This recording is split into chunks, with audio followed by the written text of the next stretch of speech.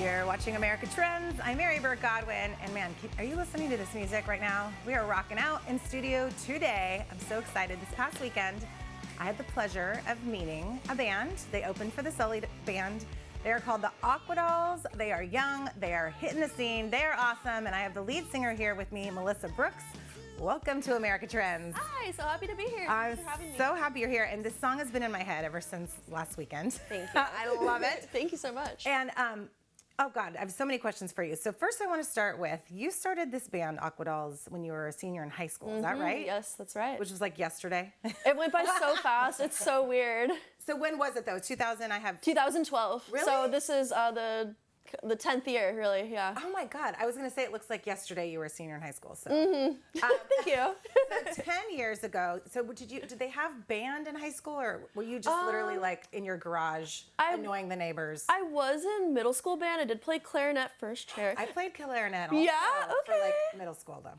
Yeah, but I was in the performing arts program in my high school. I did musical theater, regular Fist bump theater. For musical theater. Yes. I'm a musical theater nerd. Amazing. Okay. Yes. And I was also in the jazz she fits choir. right in this joint. A little bit of dance. Oh, yeah, dance, everything. And that's where, yeah. Okay. So I always grew up doing entertainment. I've always loved it. I've been songwriting since second grade. And I always wanted to start my own band, and that started my senior year. That is so awesome. Okay, I want to go back to the concept of songwriting, because that is something that absolutely blows my mind. How people can write their own lyrics. Do they come to you at random times, like in the shower, in the middle of the night?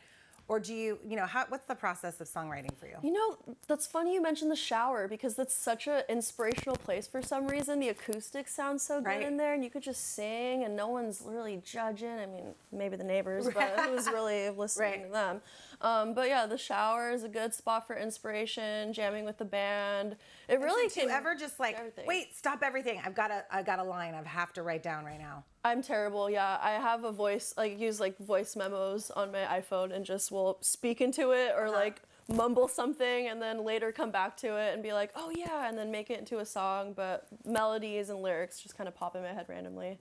I was wondering, what comes first? Is it the melody? Is it the song? Is it the concept? Or is it the actual lyric that you think these words must be in this arrangement? It's really everything. Okay. There's no real set way for it to happen. Just sometimes I'll be like, oh, these chords sound nice together. What should I put over it? And then lyrics come, or then I'll get a lyric idea and then figure out the lyric. Okay, so it could be either way. It's kind of all over so the let's place. go back. You're in senior year of high school. You want to start a band. And was your concept of, because you're all three females, except I think you had a guy playing with you. Kayla, our bass player's fiance, he pops in and plays with us for our local shows whenever we can have him. Okay. He's great. Perfect. But was it originally all females? My original goal was to do all-girl punk band. Okay. And it took a journey to get there. And then in 2018, Kayla and Jackie joined, and we've been going strong since. And did you have auditions for them? And not really. Jackie and I have been friends since about 2014, and she had another band, an all-girl band that I helped record at the time. And I always knew she was a great drummer, and when I was in between bandmates, me and her started jamming as a two-piece. Okay. And then Kayla was just a friend and hanging out, and I was like, can you play keyboard? She's like, I think I could play Twinkle Twinkle Little Star maybe. I'm like, you're hired, that's perfect. And then I taught Kayla the set, and then a week later we were playing our first show together. And then maybe 6 months later, Kayla's like, I play bass. I'm like, why'd you say so? Play bass. So then I ended up playing bass. That's pretty rad. Yeah. And you play instruments or no? I play guitar. Oh, guitar. Yes. Okay, perfect. Awesome. But in the older recordings, I play a little bit of everything.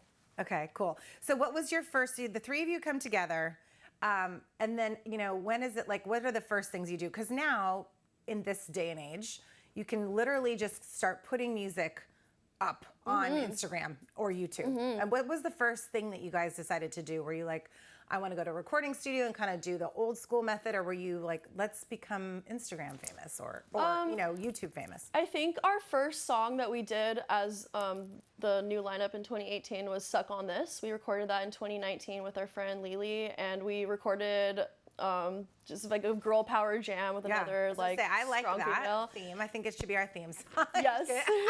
But we recorded that in a bedroom studio, and then we put that out. We played Warped Tour shortly after. Oh, and cool. that was about 3 years ago now. or Oh 4 my years ago. God. Yeah. How was Warped Tour? It was really fun. We got to play the final, the Warp Forever. Oh, wow. So That's that was so cool. And then at the end, I got to sing at the barbecue. Kevin Lyman had me do a little jam with Fishbone. Nice. Oh, wow. That was really fun. That is very fun. Have you ever been just totally in awe of who you're around and, kind of tongue-tied like I am just now?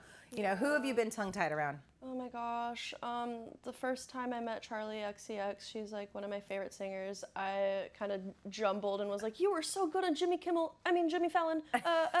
And like, I was very nervous. But at the end of the day, all artists are humans and people, and we all just like to interact with each other. True.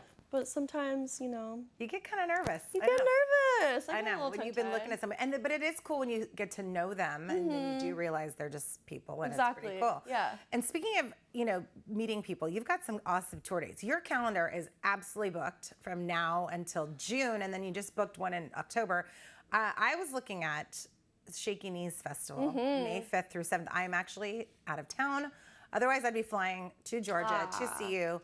With the Killers, the Lumineers, Hozier, Yeah Yeah Yeahs, Muse, and then here's some of my favorites: Live, Cypress Hill, and Tenacious D. Woohoo! That's old school. That's old school me. Tenacious D. Tenacious D. I know, Jack Black.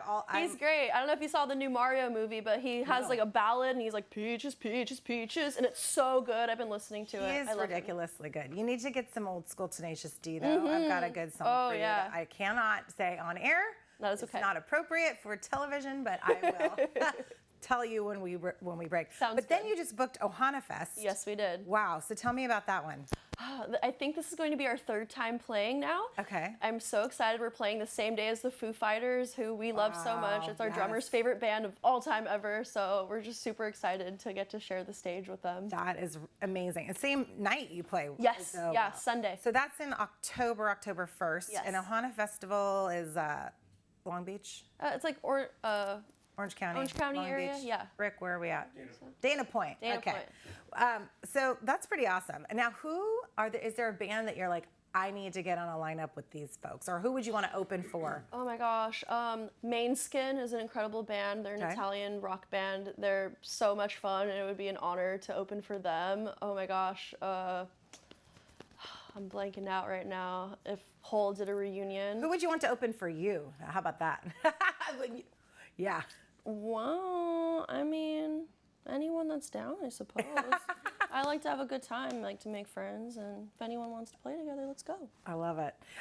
Okay, so I want to change gears a little bit away from the music, but it's tied in. I was reading some articles about you, and you were really open about talking about some mental health issues and depression that you went through in 2017. Am I right about that? Yes. And we talk a lot about that subject on the show, mental health issues, because whether it's sports, entertainment, the business world, it's a big deal right now, especially coming after COVID. But this was before COVID. Do you think that, I want to talk to you about that, and I'm wondering if you think, social media, what are the things that are fueling it in this day and age for young kids? Teenagers? I don't know. I mean, me personally, I was going through a really rough breakup at that time. I was in a very long relationship, and then when that ended, my whole life I didn't know what anything was. I had to move back to my parents' house and figure out my whole life.